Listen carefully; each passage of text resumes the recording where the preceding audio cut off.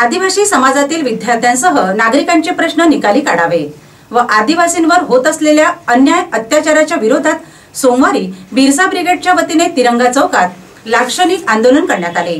यावेळी राज्य सरकारच्या विरोधात घोषणाबाजी करून निषेध नोंदविण्यात आला।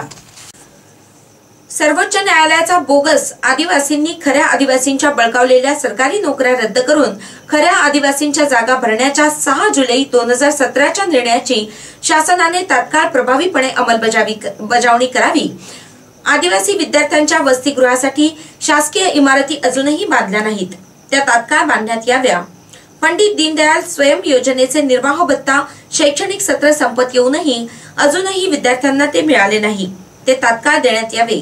शासकीय आदिवासींच्या आश्रमशाळा या जिल्ह्याच्या व तालुक्याच्या ठिकाणी आणाव्या, त्या नवोदयाच्या धर्तीवर इंग्रजी माध्यमात करण्यात याव्या।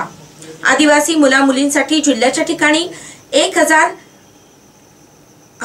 व तालुक्याच्या ठिकाणी 500 विद्यार्थ्यांचे नव्याने वसतिगृह निर्माण करण्यात यावे।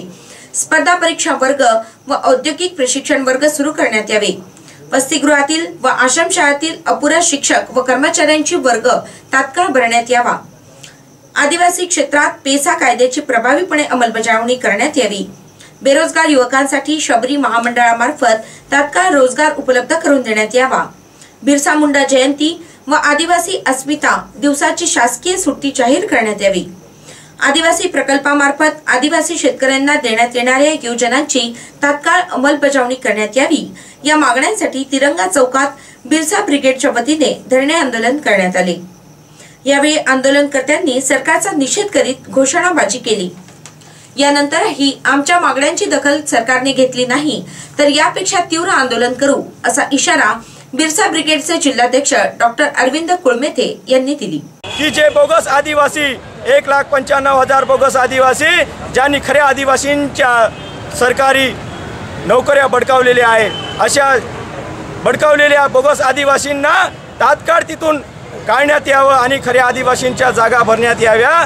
तेव्हा माझी शासनाला विनंती आहे, आमची मागणी आहे, आमचं आव्हान आहे की 6 जुलै 2017चा सुप्रीम कोर्टाचा जो निर्णय आहे हा निर्णय तात्काळ अंमलात आणावा आणि बोगस आदिवासींना काढून खऱ्या आदिवासींना त्या जागेवर भरण्यात यावा आणि खऱ्या आदिवासींना न्याय देण्यात यावा। इकडे आदिवासी मुलामुलींचे आश्रमशाळा आहेत, आश्रमशाळा जंगलात दऱ्याखोऱ्यातनी आहे, तेव्हा या दऱ्याखोऱ्यातल्या आश्रमशाळा खेड्यापाड्यातल्या आश्रमशाळा या तालुक्याच्या ठिकाणी आणाव्यात आणि इंग्लिश माध्यमातून शिक्षण त्या विद्यार्थ्यांना द्यावं। यासाठी आम्ही इथे आज धरणे आंदोलन करत आहोत बिरसा ब्रिगेडच्या वतीनं।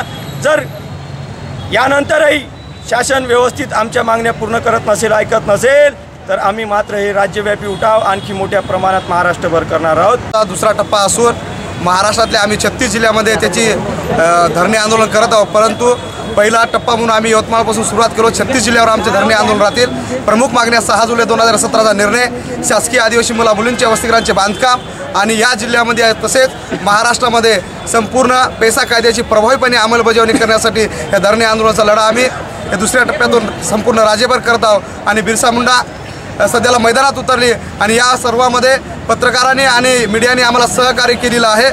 सर्वात महत्त्वाची गोष्ट या ठिकाणी मी इच्छितो की महाराष्ट्र राज्यातल्या वेगवेगळ्या जिल्ह्यामध्ये पेसा कायद्याच्या अनुषंगाने खाजगी कारखान्यामध्ये ज्या अनुषंगाने 5व्या अनुसूचीच्या अनुषंगाने 6 लाख लोकांच्या नोकऱ्या भरायच्या आहेत, परंतु ते सुद्धा भरल्या नाहीत। या ठिकाणी बिरसा मुंडाच्या ब्रिगेडच्या वतीनं ह्या जागा तात्काळ भराव्या।